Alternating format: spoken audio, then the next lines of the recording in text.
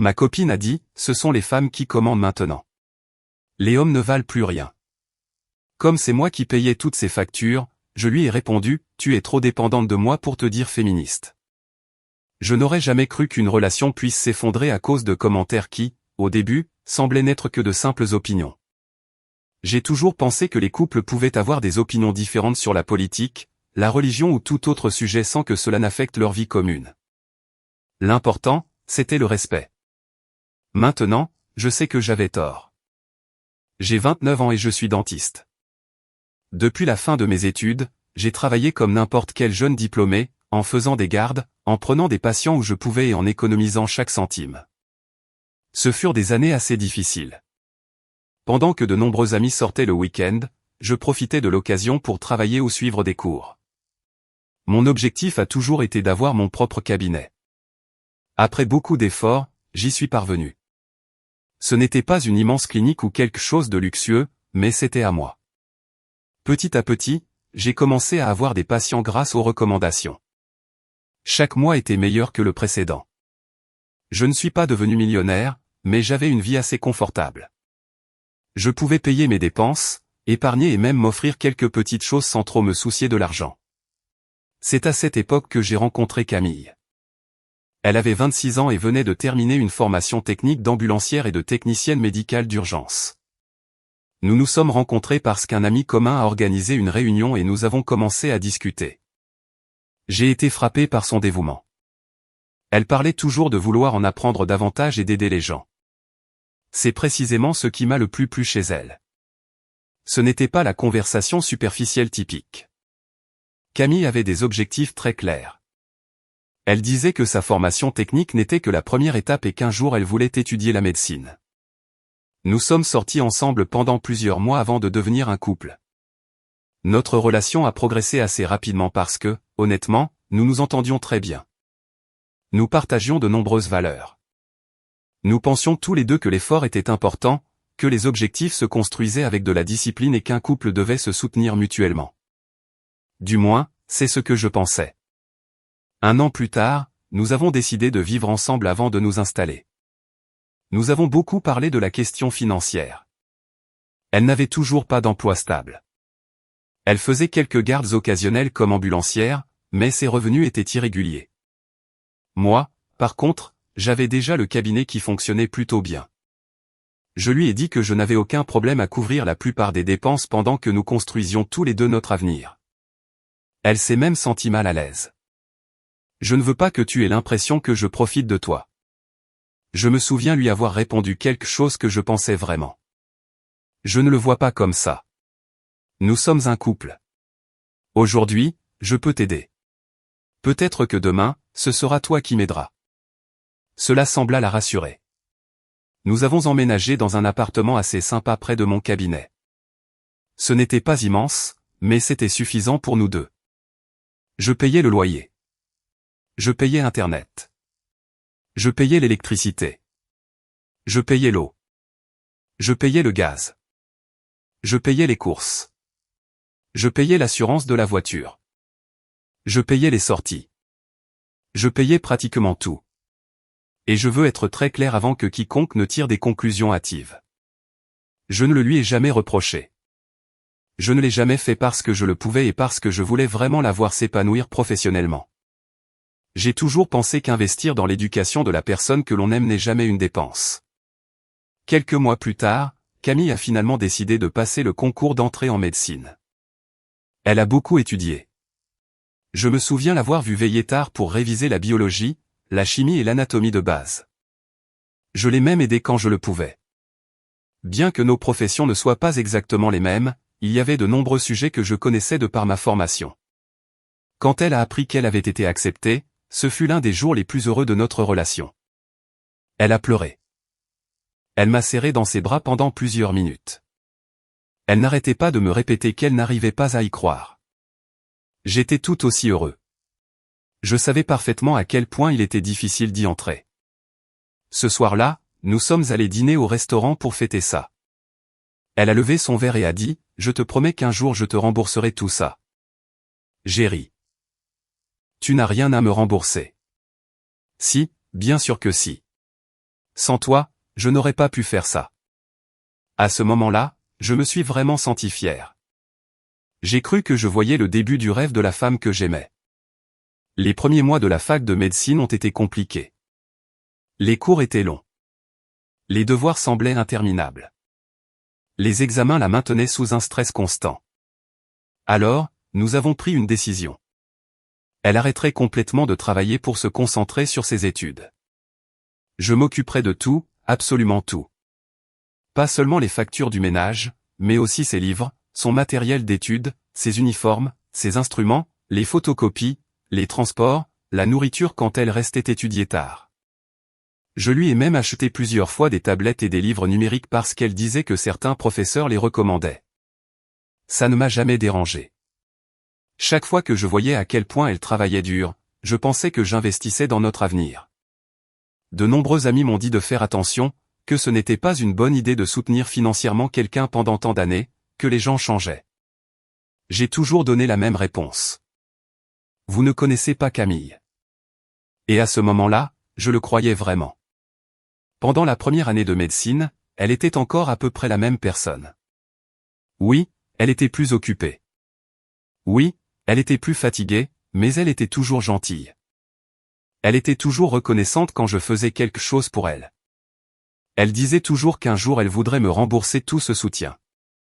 Le changement a commencé petit à petit, si lentement que, pour être honnête, je ne l'ai même pas remarqué au début. Tout a commencé par de petites remarques. Nous voyions des nouvelles sur une femme médecin renommée et elle disait des choses comme « Les femmes sont beaucoup plus dévouées ». Ou si nous parlions d'un spécialiste masculin célèbre, elle répondait « Je parie qu'il y a une femme qui le fait mieux ». Cela ne me semblait pas être des commentaires sérieux. Je hochais simplement la tête ou je changeais de sujet. Puis les comparaisons ont commencé. Les femmes doivent travailler 2 fois plus dur parce que les hommes veulent toujours s'attribuer le mérite. Encore une fois, je n'ai pas discuté. J'ai pensé que cela faisait peut-être partie de l'environnement universitaire. Chaque carrière a ses propres débats. J'ai supposé qu'elle apprenait juste de nouvelles choses. Mais au fil des mois, les commentaires ont cessé d'être des comparaisons pour devenir des attaques générales. Je me souviens parfaitement d'un dîner. Nous regardions un reportage sur les chirurgiens quand Camille a dit « Les femmes sont de meilleurs médecins parce qu'elles ont plus d'empathie ». J'ai répondu calmement « Cela dépend de la personne, pas du sexe ». Elle a secoué la tête « Non, statistiquement, les femmes sont meilleures pour s'occuper des gens ». Je n'avais pas envie de discuter. J'ai simplement répondu « Il peut y avoir d'excellents médecins hommes et d'excellentes femmes médecins ». Elle a éclaté de rire. C'est ce que disent les hommes quand ils ne peuvent plus accepter que les femmes les dépassent. Je suis resté silencieux, non pas parce que j'étais d'accord, mais parce que cela me semblait être une dispute complètement inutile. Au fur et à mesure que la 2e année de médecine avançait, ces commentaires ont commencé à devenir fréquents. Elle ne parlait plus seulement du domaine médical. Elle parlait de tout. Si elle voyait une nouvelle où un homme commettait un crime, elle disait « C'est pourquoi le monde serait mieux dirigé par des femmes ». Si un professeur masculin faisait échouer plusieurs étudiants, elle disait « Les hommes ont toujours besoin de montrer leur pouvoir ». Si une camarade de classe obtenait une bonne note, elle disait « Une autre preuve que les femmes sont académiquement supérieures ». Et quand un camarade de classe masculin obtenait une note élevée, elle trouvait toujours une explication différente. Le professeur l'avait probablement favorisé. Il avait probablement triché. Il avait probablement eu de la chance. J'ai commencé à remarquer que presque tous ces exemples se terminaient de la même manière, par une généralisation. J'ai continué à éviter les disputes, non pas parce que je partageais ces idées, mais parce que je pensais que c'était une phase. Je croyais que l'environnement universitaire l'influençait beaucoup et qu'avec le temps, elle redeviendrait la Camille que je connaissais. Ce que je n'imaginais pas, c'est que ces commentaires cesseraient bientôt d'être de simples opinions sur les autres pour être dirigés directement contre moi. Quelques semaines plus tard, il s'est passé quelque chose qui m'a fait réaliser que le problème n'était pas seulement Camille. Un après-midi, alors que nous dînions à la maison, elle a dit avec enthousiasme « Tu as des projets pour samedi ?» J'ai secoué la tête. Non, parfait. Des camarades de l'université ont organisé un dîner. Ils amènent leurs petits amis et leurs maris. J'aimerais que tu viennes. J'ai accepté sans trop réfléchir. Jusqu'à ce moment-là, je ne connaissais pas beaucoup de ses amis de la faculté. J'avais entendu quelques noms, mais je n'avais jamais socialisé avec eux.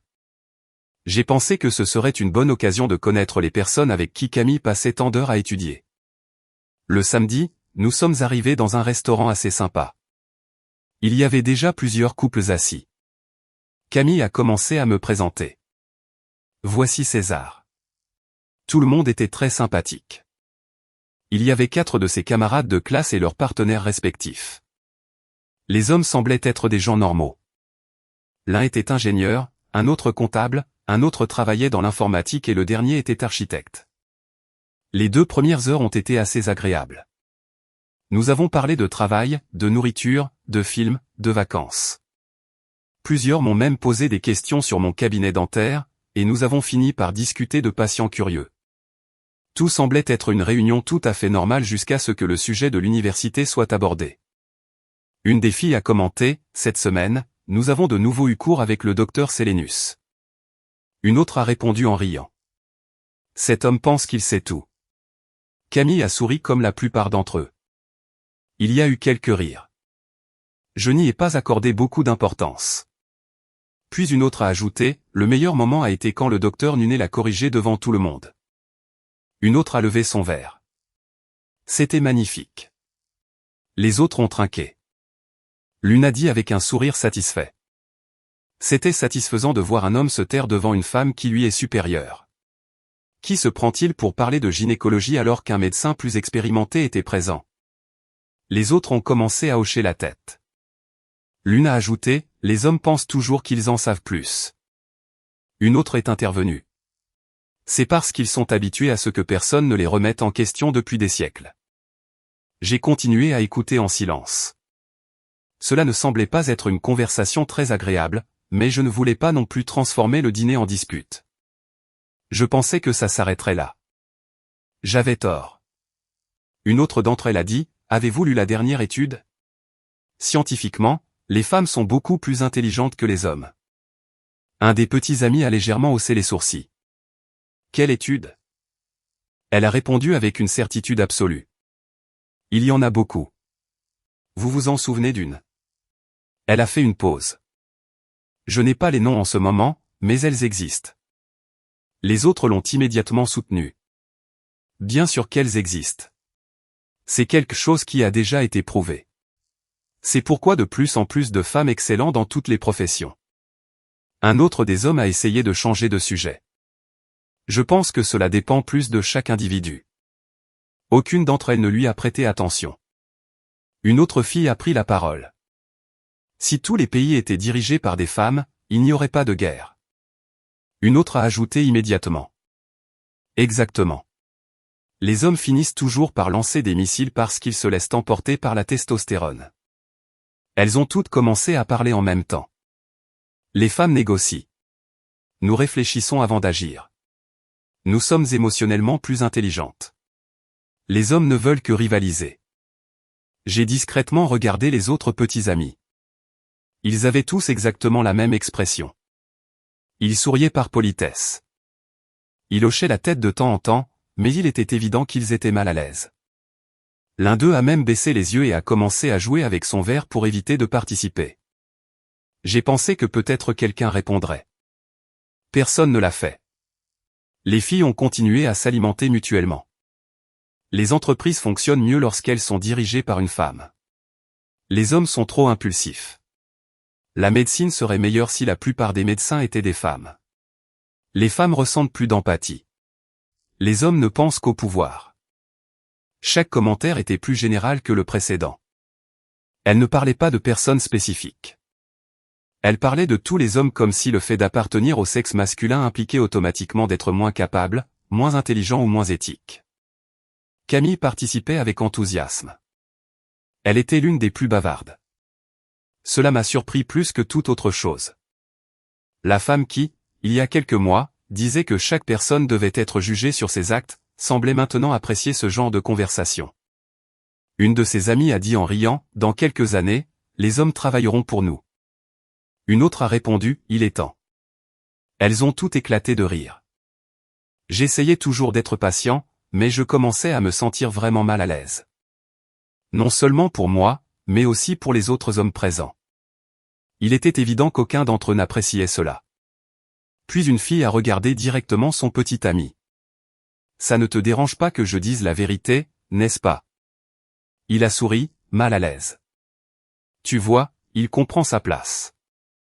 Cette phrase a complètement changé l'atmosphère. Cela ne ressemblait plus à une conversation. Cela ressemblait à une compétition pour savoir qui pourrait faire le commentaire le plus désobligeant. J'ai pris une profonde inspiration. J'ai essayé de le dire le plus respectueusement possible. Puis-je donner mon avis? Elles se sont toutes tournées vers moi. Bien sûr. J'ai parlé calmement. Honnêtement, je pense que cette conversation devient trop féministe et assez désobligeante envers les hommes. Le silence a duré à peine une seconde. Puis tout a explosé. Désobligeante? Tu viens vraiment de dire ça? Si fragile. Camille m'a regardé avec une irritation évidente. Une des filles a croisé les bras. Nous ne sommes pas désobligeantes. Nous énonçons des faits. J'ai répondu calmement, dire que tous les hommes sont inférieurs, moins intelligents ou incapables ne sont pas des faits. Ce sont des généralisations. Une autre a laissé échapper un rire moqueur. Oh, voici le typique pas tous les hommes. Ça ne manque jamais. Une autre a ajouté, quand ils se sentent attaqués, ils commencent à jouer les victimes. J'ai répondu sans élever la voix. Je ne joue pas la victime.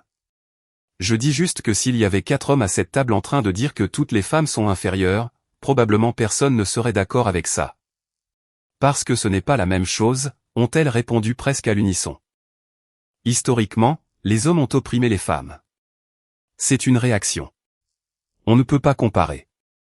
Je leur ai dit, je comprends l'histoire, mais répondre avec des préjugés envers toutes les personnes d'un groupe reste un préjugé. L'une d'elles a secoué la tête. Tu ne comprends rien. Une autre a pointé un doigt vers moi.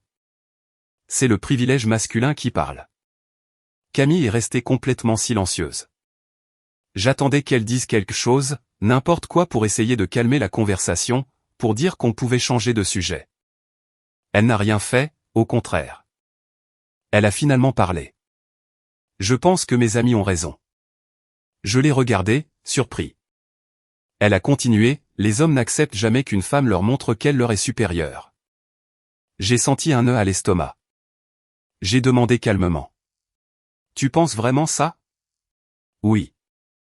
Tu penses aussi que je suis inférieur parce que je suis un homme? Elle a mis quelques secondes à répondre. Je pense que beaucoup d'hommes ont du mal à accepter que les femmes n'aient plus besoin d'eux. Personne n'a dit un mot. Ses amis souriaient avec satisfaction, comme si Camille venait de donner la bonne réponse. J'ai de nouveau regardé les autres petits amis. L'un fixait toujours la table. Un autre faisait semblant de regarder son téléphone. Le troisième évitait tout contact visuel. Et le quatrième a simplement soupiré en silence. Pour la première fois depuis que j'ai rencontré Camille, j'ai eu l'impression d'être assis à côté d'une personne complètement différente de la femme dont j'étais tombé amoureux. Je suis resté silencieux, écoutant les mots autour de la table devenir de plus en plus vifs. Elle ne parlait plus seulement des hommes en général. Maintenant, elle parlait de leurs propres petits amis, de leurs propres partenaires, comme s'ils étaient des trophées à exhiber. Une des filles, la plus bruyante de toutes, s'est tournée vers Camille avec un sourire que je n'ai pas du tout aimé. « Mon ami, tu dois contrôler ton homme », a-t-elle dit, me désignant à peine du regard. J'ai bien dressé le mien. « N'est-ce pas, mon amour ?» Elle s'est tournée vers son petit ami, attendant une réponse. Le pauvre homme n'a absolument rien dit. Il a juste baissé les yeux vers le sol comme si la nappe du restaurant était soudainement devenue la chose la plus intéressante du monde. J'ai ressenti un mélange de pitié et de gêne par procuration. Ce silence, ce regard perdu vers le bas, en disait plus que tous les mots qu'il aurait pu prononcer. Une autre d'entre elles a éclaté de rire et a ajouté, en pointant du doigt les 4 petits amis assis autour de la table. J'adore quand un petit homme veut imposer son pouvoir.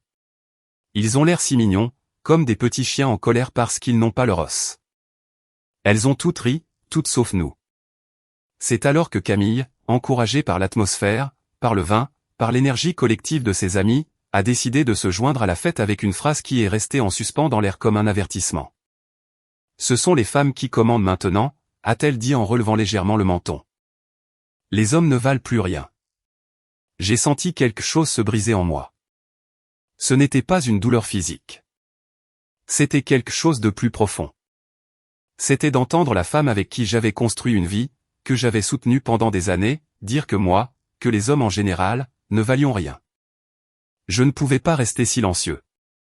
Tu penses que je ne vaux rien, ai-je demandé en la regardant droit dans les yeux. Elle n'a pas hésité une seconde. Elle a souri avec une confiance que je ne lui avais jamais vue auparavant. Une confiance qui semblait alimentée par les regards approbateurs de ses amis.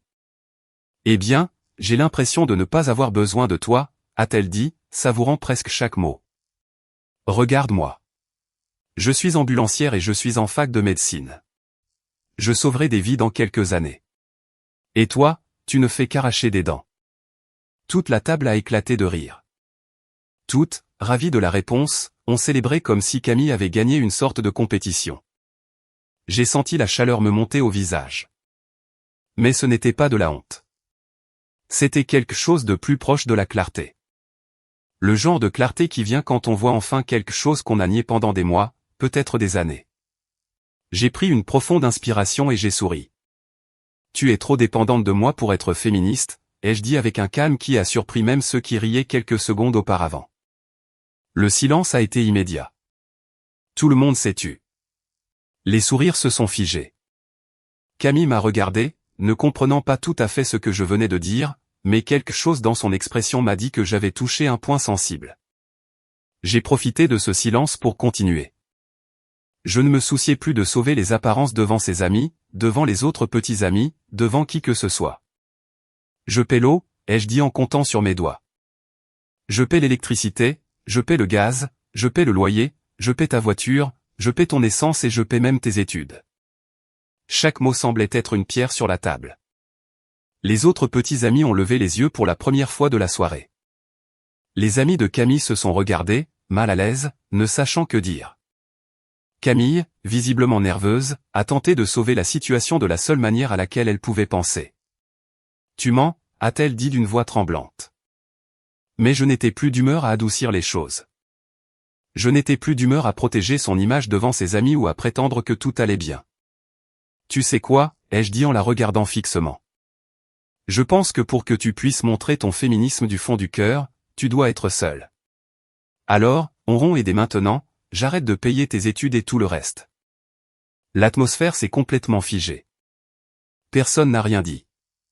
Les amis qui, quelques secondes auparavant, célébraient chaque commentaire désobligeant envers les hommes, regardaient maintenant la scène avec de grands yeux, ne sachant où regarder. Camille, acculée, a cherché la seule issue qu'elle a trouvée devant ses amis. Dis la vérité, a-t-elle dit d'une voix brisée. Tu ne paies rien. Ce mensonge, dit devant tout le monde, a été la goutte d'eau qui a fait déborder le vase. Je n'ai rien dit de plus. Je me suis levé de ma chaise, j'ai laissé un billet sur la table pour couvrir ma part de l'addition et je me suis retourné sans regarder en arrière. J'ai entendu sa voix se briser derrière moi. Chérie, je suis désolé. Ne fais pas ça. Je ne me suis pas arrêté.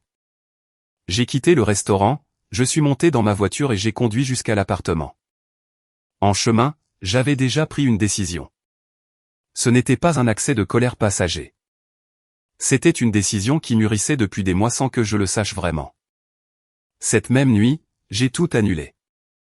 J'ai annulé le paiement de ses frais de scolarité. J'ai annulé la carte supplémentaire qu'elle avait à son nom pour ses dépenses. J'ai annulé l'assurance de la voiture qui était à mon nom. J'ai arrêté de virer l'argent mensuel que je lui donnais pour ses affaires personnelles. Tout, absolument tout, a été annulé en quelques heures. Camille est arrivée à l'appartement peu de temps après, les yeux gonflés de larmes. J'avais déjà préparé une valise avec quelques-unes de ses affaires et je l'avais laissée près de la porte. J'ai besoin que tu partes, lui ai-je dit sans crier, sans élever la voix, juste avec la fermeté de quelqu'un qui n'avait plus rien à discuter. Elle s'est tenue devant moi, tremblante. César, s'il te plaît, parlons. On a assez parlé aujourd'hui, ai-je répondu. J'ai entendu tout ce que tu avais à dire. Elle n'a plus résisté. Elle a commencé à faire ses valises en silence, entre deux sanglots, pendant que j'étais assis sur le canapé du salon, observant chaque mouvement avec un calme que même moi, je ne comprenais pas tout à fait. Chaque fois qu'elle mettait quelque chose dans une boîte, je lançais un commentaire. Voilà une femme émancipée qui fait bien les choses, ai-je dit en la regardant plier ses vêtements avec des mains tremblantes. Elle n'a pas répondu, elle a juste serré les lèvres et a continué à emballer ses affaires. Regarde le bon côté des choses, ai-je ajouté quelques minutes plus tard. Maintenant, tu seras une vraie féministe, seule, indépendante, sans aucun homme pour te soutenir. Camille s'est arrêtée un instant, a laissé tomber ses épaules et a finalement fondu en larmes devant moi. Paie au moins une année de plus d'université. S'il te plaît, a-t-elle supplié, la voix complètement brisée. Tu ruines ma carrière. Je l'ai regardé pendant plusieurs secondes avant de répondre. Je me suis souvenu de chaque dîner où j'ai entendu des commentaires désobligeants envers les hommes. Je me suis souvenu de chaque généralisation, de chaque rire moqueur, de chaque moment où je suis resté silencieux par amour pour elle. Et je me suis surtout souvenu de la phrase qu'elle avait prononcée quelques heures plus tôt devant ses amis, que je ne valais rien. Je ne paie plus rien, ai-je finalement dit avec un calme qui contrastait totalement avec la douleur que je ressentais à l'intérieur. Tu m'as dit que je ne valais rien. Va au diable. Elle s'est figée comme si ces mots avaient finalement brisé tout espoir qu'elle nourrissait encore. Les larmes ont continué à couler alors qu'elle finissait de faire ses dernières valises en silence, sans dire un autre mot. Je suis juste resté là, à regarder la personne que j'ai un jour aimée de tout mon cœur sortir de ma vie en transportant des boîtes, tandis que je fermais enfin un chapitre qui aurait dû se terminer il y a bien longtemps.